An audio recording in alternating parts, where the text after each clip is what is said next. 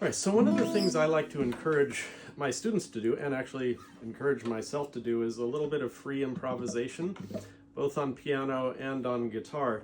And I'm going to talk a little bit about how to do it on guitar, because there's some kind of patterns that you can use to help get you along the way. Now, by nature, or by definition, free improvisation is free. I mean, you're kind of doing whatever you want, in a sense. And it's a great way to just kind of learn the fretboard and understand what kinds of different sounds happen from different fingering patterns and such like. But there are a couple ways to think about it that can sort of help you along.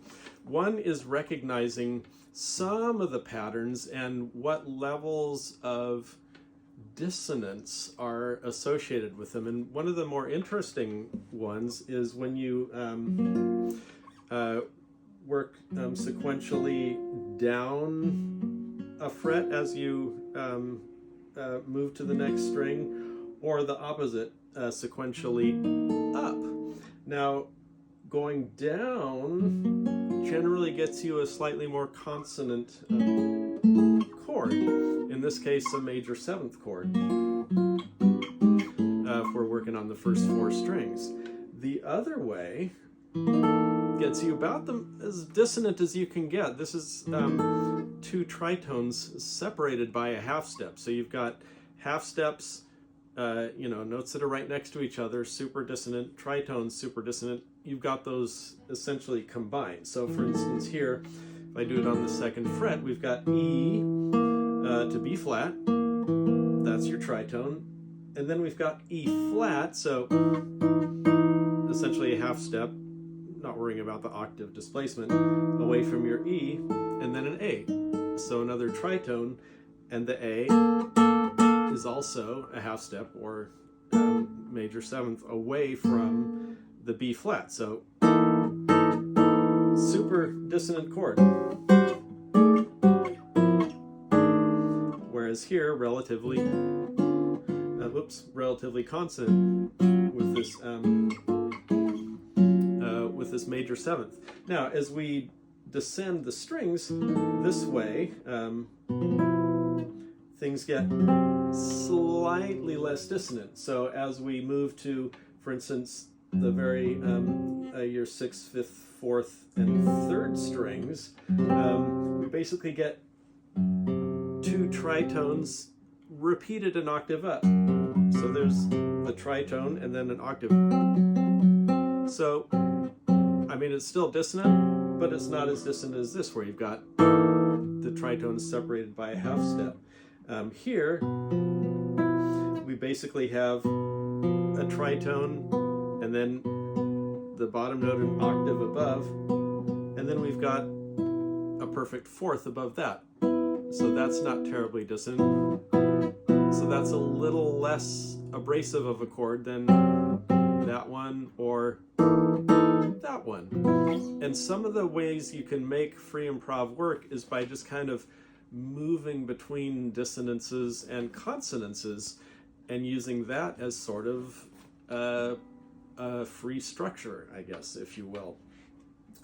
The other thing to think about is taking your first position chords and then just shifting them up. And you can, for instance, with your A chord, they pretty much all sound good no matter where you play it. You do have different levels of dissonance again, but because you always have that major triad in the middle, that kind of helps to center it so nothing sounds super angular. And it's the same thing with your open D position.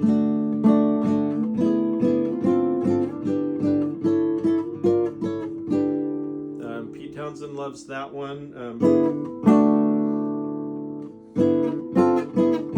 Like on Sparks from Tommy.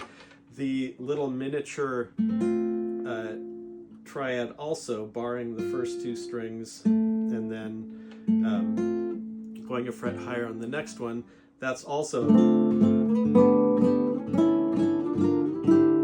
one that he likes to use, just as an example. Your E, open E chord, that one's a great one to move around. If you do it on the 3rd fret, and then add your index finger on the low E string fret below. That's that kind of famous rush chord that they use in some of their stuff. So that one is, you know, varying levels of dissonance, but it's pretty much always sounds kind of cool.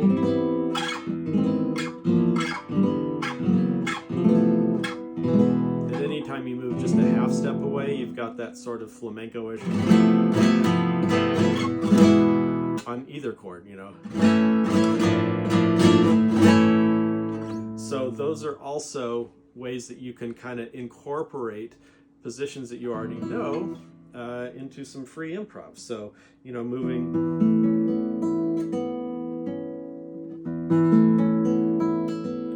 E position to the A,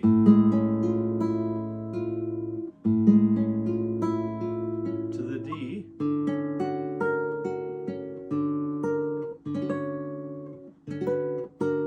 and then you can alter from that point. So for instance, if you just take your D position, move it to the D minor position, now if you go E to A to the D minor, so we are slightly moving from consonants to a fair bit of dissonance back to consonants at that point.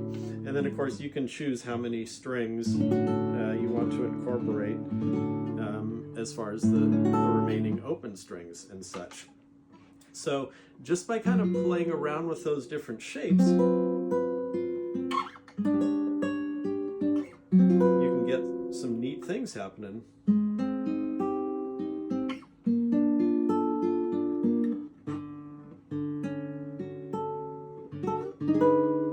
Another one that's cool to use, and those blues players of you guys use this one a lot, where you're whatever fret you're going to use on your 5th string, 1 fret lower on the 4th string, and then back to the original fret on your 3rd. That's a dominant 7th chord, and ditto if you use it here, down on your lower 3 strings. But if you move it up 1 fret so that you started on your 4th string, then it's a major 6th chord. And that's kind of a neat sound too to incorporate. So you can have, you know, this major 7th shape with a major 6th.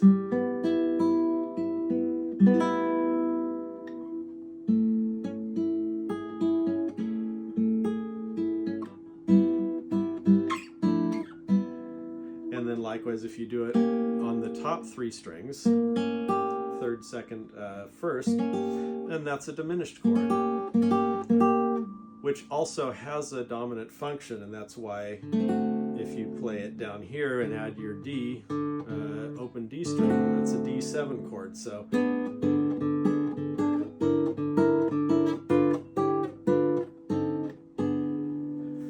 you don't really need to think in terms of what actual chord am I playing here.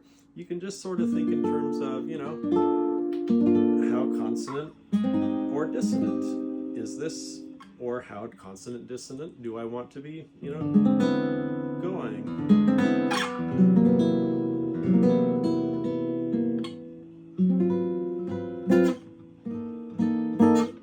So you can kind of get as abstract as you want, depending on what sort of combination of these chords you work on.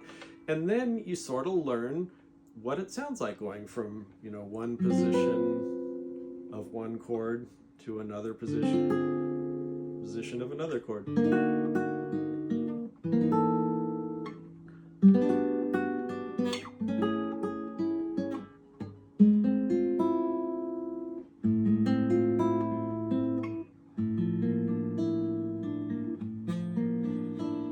And if you use some of the open strings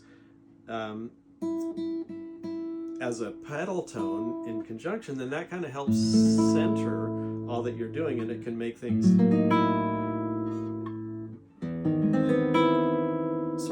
together